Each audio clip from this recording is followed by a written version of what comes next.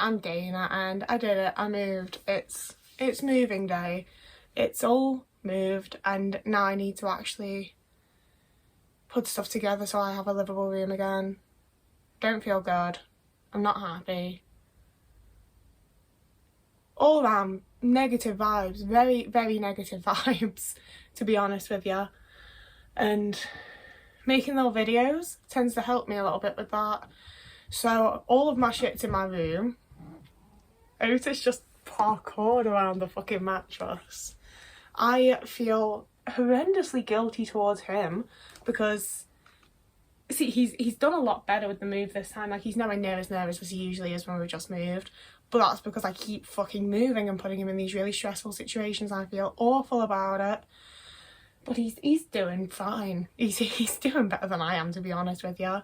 So I have minimal mental energy, but I haven't, like, I've never done little, like, moving videos before, and it keeps happening to me.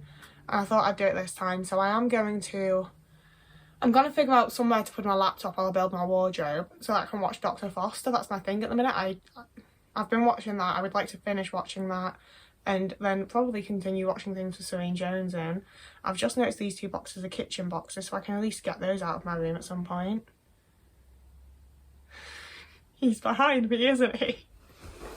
The sad thing is that a lot of the times, like most times, I moved with my family, and then a bunch of times I moved with my ex-partner, and both times I've moved on my own. No, this is the third time that I've moved on my own, and it's horrible and stressful and I fucking hate it, but it is so much fucking easier moving on my own with my little cat than it is dealing with other people helping me move, you know? I also, like, I don't know how people do this on their own, like, on their own. Like, if I didn't have Otis about, I don't know what I would have done, to be honest with you. Like, the degree to which Otis is my son, like, I know people get really annoyed when people are like, my cat's my baby, but, like, I obviously don't have, like, human children and probably never will, but he very much is, like, I would have given up. I would have given up a long fucking time ago if it weren't for him. So, God, that got really depressing. I'm very depressed. Like, that's the thing, is, like, I'm not, but I am. I think I'm just a realist, unfortunately. I'm going to set you up somewhere so I can watch Dr. Foster while I build my wardrobe. And that is indeed what I did. However, I thought that I was going to do, like, a proper moving vlog and really show you me setting up my whole room and everything I did. This is not that.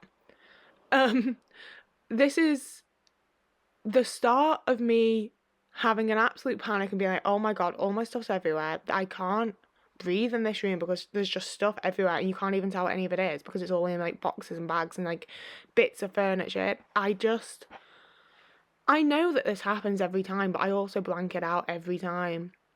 So I just got super freaking overwhelmed and stressed and anxious, and I just did it.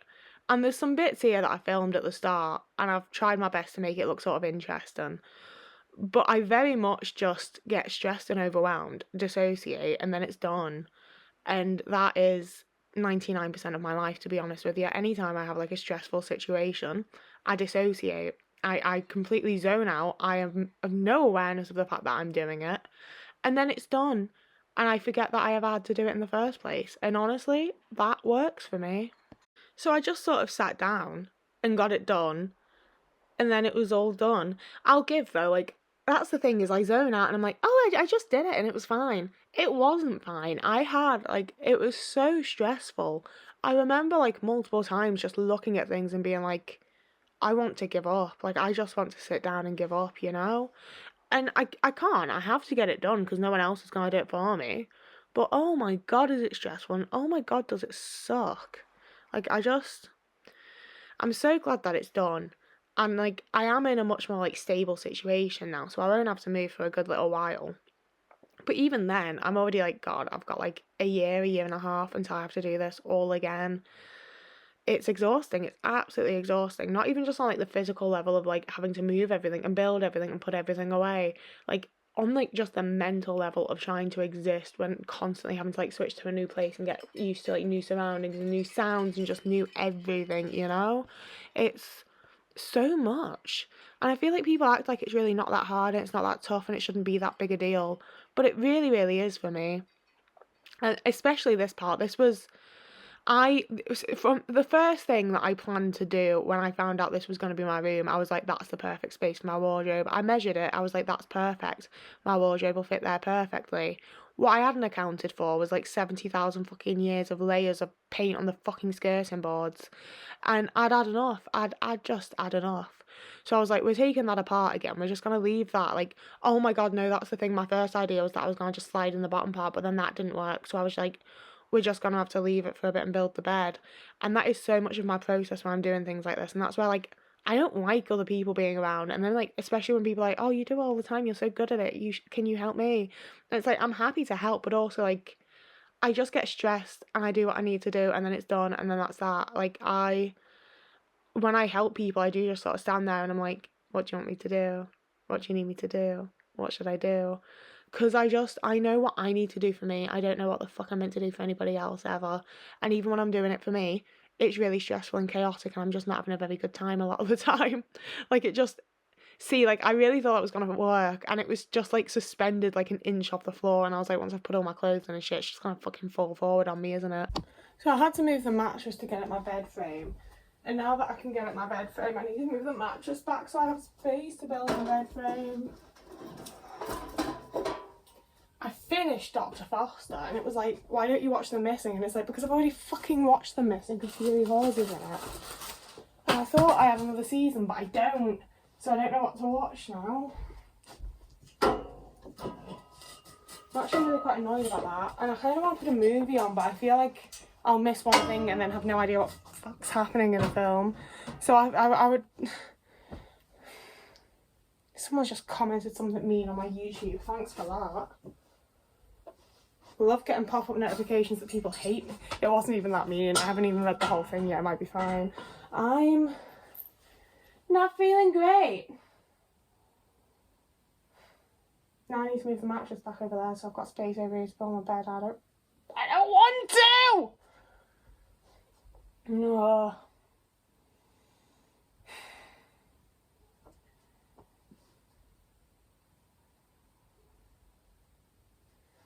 Okay. My bed is actually incredibly fucking easy to build as well. I feel like I should have just let that fucking take me out just to get a fun shot, honestly, at this point. Oh, shoot me. I hope the Quattro. I want to rewatch Ashes to Ashes. I'm probably rewatching it with Winter because they've never seen it and I need them to understand. I don't know what else to watch. I might watch Living the Dream, actually. Bit of Philip Bannister and Leslie Sharp, just nice. I'm watching Living the Dream. Okay, I'm gonna get that on and then I'm gonna build my bed and you're gonna see bits of it probably.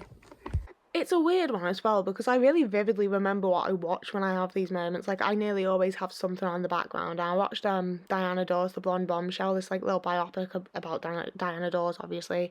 Like Keely Hawes played Diana Dawes, and she looks so fucking.